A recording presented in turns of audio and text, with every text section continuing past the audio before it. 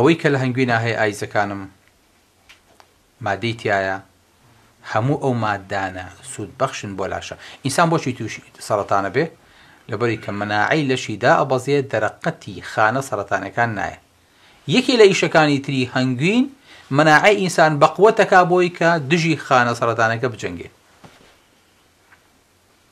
بەس مەناعەی لەش دەرەقەتی خانە سەرەتاییە بیدایەکە هات بەسەری ئازاڵە بێ و لە ناو مەهدی خۆیان لە ناو بێشکەی خۆیان خانە سەرەتانەکە کۆتایی پێێنێ.